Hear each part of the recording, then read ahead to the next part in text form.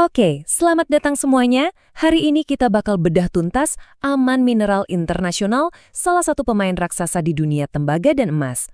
Ceritanya unik banget nih. Di satu sisi, kinerjanya itu luar biasa, mecahin rekor.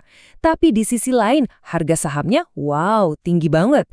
Jadi ini adalah kisah soal performa fantastis yang berhadapan langsung dengan harga premium. Jadi, kita akan bongkar cerita Aman ini dalam 4 babak. Pertama, kita lihat dulu tahun 2024 mereka yang luar biasa, benar-benar rekor.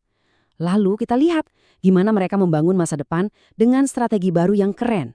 Nah, setelah itu, kita masuk ke inti permasalahannya, soal harga sahamnya.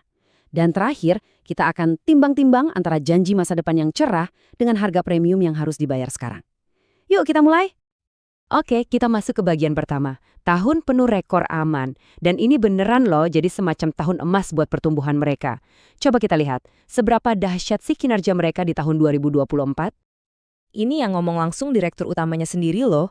Beliau bilang mereka melampaui ekspektasi. Dan ini bukan cuma kata-kata manis ya. Kinerja mereka itu benar-benar melampaui target yang mereka buat sendiri, yang artinya eksekusi di lapangan itu top banget. Wow, lihat angka ini. 73%. Lonjakan produksi emas segede ini tuh sumbernya dari biji emas berkualitas super tinggi dari fase 7 tambang batu hijau mereka. Ini benar-benar pencapaian bersejarah buat produksi emas di sana. Nah, kalau yang tadi udah keren, yang ini lebih gila lagi. Laba bersihnya meroket 148%. Ini bukan cuma tumbuh ya, ini meledak.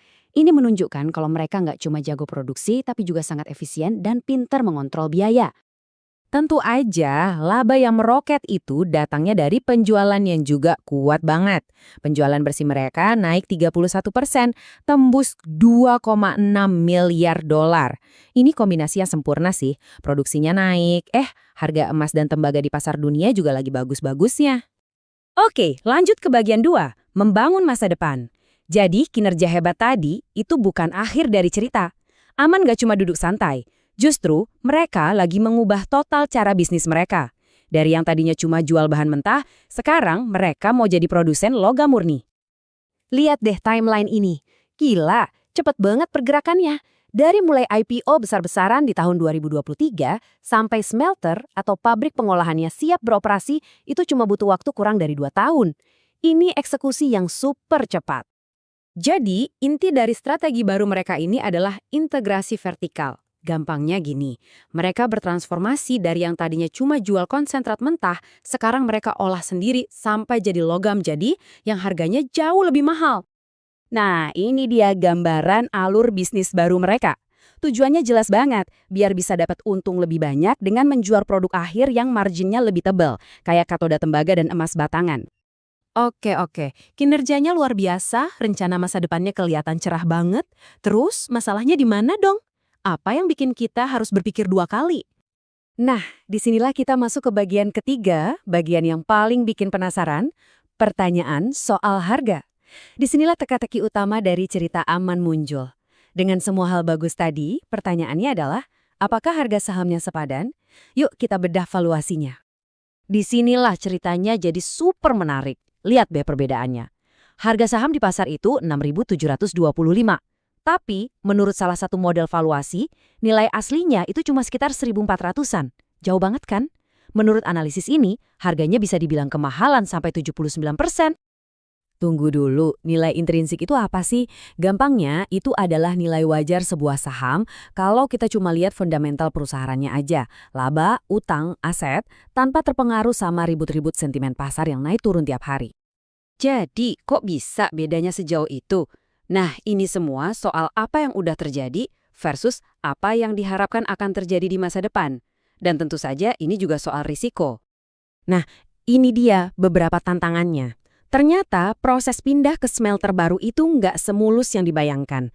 Ada perbaikan yang nggak terduga yang bikin mereka harus sementara waktu balik lagi jual konsentrat mentah, yang untungnya lebih tipis. Nah, ini yang bikin ada ketidakpastian dalam jangka pendek. Oke, kita sampai di bagian terakhir, janji versus premium. Jadi gimana cara kita menyimpulkan semua ini? Coba deh kita lihat apa kata para analis pasar, biar gambarannya lebih lengkap. Di sini kita bisa lihat pandangan para analis. Walaupun ada kekhawatiran soal valuasi, target harga mereka tuh secara umum masih optimis ya. Ini menunjukkan kalau mereka percaya sama potensi jangka panjang perusahaan, meskipun mungkin ada beberapa yang merekomendasikan untuk tahan dulu saat ini. Nah, kutipan dari analis ini benar-benar merangkum dilema investor dengan sempurna. Harga yang tinggi itu cuma bisa dibilang wajar kalau proyek smelternya berjalan lancar tepat waktu dan siklus harga komoditas tetap mendukung. Jadi, ini benar-benar investasi yang bertaruh pada ekspektasi masa depan. Jadi, kalau kita lihat EMMN secara keseluruhan, ini adalah cerita tentang keunggulan operasional yang sudah terbukti dan strategi pertumbuhan yang jelas. Tapi, itu semua harus diimbangi dengan valuasi saham yang premium dan adanya resiko dalam eksekusi rencana besar mereka. Nah, ini dia inti dari semuanya. Pasar itu menghargai saham AMMN bukan berdasarkan laba mereka saat ini, tapi berdasarkan potensi masa depan mereka. Para investor itu pada dasarnya sudah membayar premi untuk kesuksesan yang diharapkan terjadi bertahun-tahun ke depan. Dan ini membawa kita pada pertanyaan pamungkas. Aman adalah perusahaan premium dengan harga yang juga premium. Pertanyaannya, apakah semua potensi keuntungan di masa depan itu sudah lunas terbayar di harga saham hari ini?